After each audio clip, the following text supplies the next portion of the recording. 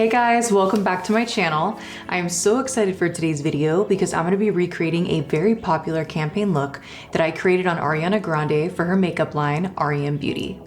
We created so many beautiful looks for chapter 1, and Sarah Silver was the genius photographer behind these images. This makeup is essentially about taking a 60s look and making it modern by putting your own spin on it. So without further ado, let's get into the details. I'm gonna start off by using the Baby Doll Midnight Shadows eyeshadow palette, and I'm gonna be using the lightest shade in this palette. So my eyes are primed and ready to go, so I'm just gonna start off with this synthetic fibered brush and just press this into the eyes. Basically just bringing the shade from my eyelashes all the way up to where the eye folds, and then we're also gonna cheat it and bring the shade up a little bit higher. These shadows are so creamy and pigmented, and there's very little fallout, which I love. So really slowly, I'm starting to create more of a flared out eyeshadow shape that kind of goes into a triangular point. And I do feel like any eye shape can actually wear this cut crease style of look because you can always cheat it and bring your crease up higher. To cut my crease and to add more definition, I'm going to be using this warm brown shade from the same palette. Starting from the corner of my eye, I'm actually using a liner brush to just map out the shape first. I'm also going to be blending with the darkest shade in this palette as well. I personally love using shadow to cut the crease because I just feel like it's a lot more forgiving, and you can always tweak the shape if you need to a lot easier. Using the warm brown shadow, I'm using a pencil-shaped brush to start off by contouring the inner corner of the eye.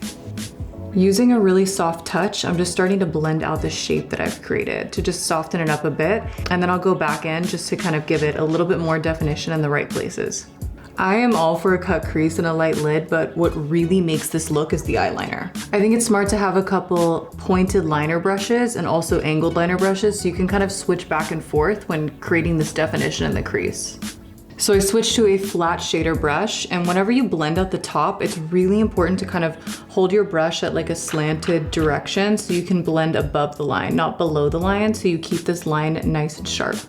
Now I'm gonna start going in with this really beautiful warm tan shade. Using more of a pencil-shaped brush, I'm gonna start off by just kind of softly diffusing the edges of the crease. This is a really great way to start softening up the crease, really blending that out and buffing that into the brow bone. It's gonna make blending so much easier because you're basically going in with like a transition shade but using it last. To sharpen up the cut crease and to clean up the lid, I'm actually just gonna use a lip brush because this one's nice and flat and defined. And I went ahead and put more of the lightest eyeshadow on the brush, and I'm just cleaning this up. So little by little, you can start building up the pigment and it'll really freshen up that edge. And with whatever's left over on the brush, you can use that to highlight the brow bone. For liner, I'm gonna be starting off with the Kohl eyeliner pencil in Midnight Black. And just with a really slow and steady hand, I'm gonna start off by tight lining. And this is basically just gonna darken the lash line and give us extra definition to help blend the lashes and the wing liner. And I'm only gonna do a little bit on the bottom because I still want it to look nice and bright and not close off my eyes too much. The Kohl liners are extremely long wearing, and the formula literally doesn't budge the entire day, it just stays put. Using the eyeliner marker, I'm gonna start off from the outer corner of my eye and just create a line going into an upward direction. And what's great is that we already have a guide going on from the eyeshadow, which makes it so easy to create that sharp eyeliner flick in an upward direction. And then I want all the focus for this liner to be on the outer corner to keep the lid as light and as bright and as open as possible. You definitely want to take your time when connecting the top line with the bottom line and then filling that in. What makes it so easy is that this eyeliner marker is so sharp and precise, you can really get the most precision from this pen. And Ari really nailed it on this one. It has a 48-hour wear. It's waterproof, smudge-proof, fade-proof, transfer-proof. It literally doesn't go anywhere throughout the day. We've been using this eyeliner for months and I'm obsessed. For mascara, I'm going to be using a light coat of the Flourishing Volumizing Mascara. When we did this look, we just went in with a light coat of mascara because we really wanted all the focus to be on the lashes and the eyeshadow. But I am obsessed with this mascara. I've never seen a wand like this before. Just the way that it's engineered, it really lifts and grabs onto every single lash to really lengthen and give you maximum volume. My favorite part about this campaign was just getting to collaborate with Ariana and the entire team to bring Ari's vision to life.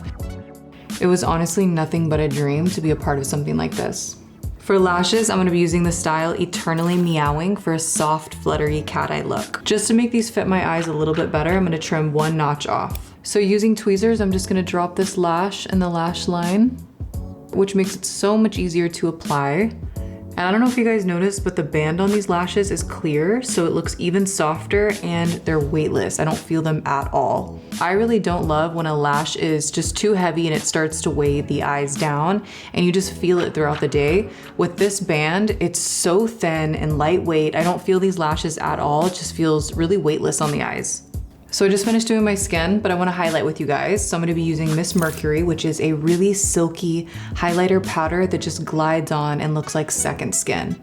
So just adding a bit to the tip of my nose and also the bridge, and I'm just going to kind of blend that in with my finger. It's so creamy, it just kind of melts in.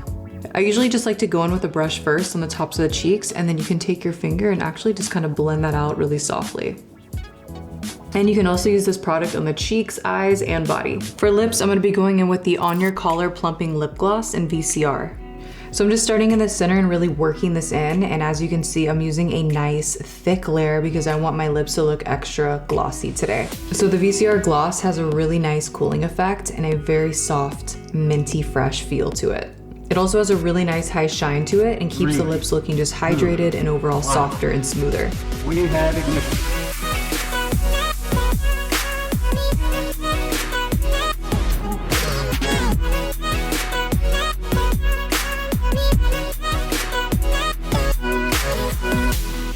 So that completes today's look. Make sure to tag me and r.e.m Beauty when recreating this makeup or any of the other campaign looks so we can support your work. And let me know in the comments what your favorite tip or technique was from this video. I'm dying to know. And I'll see you guys next time.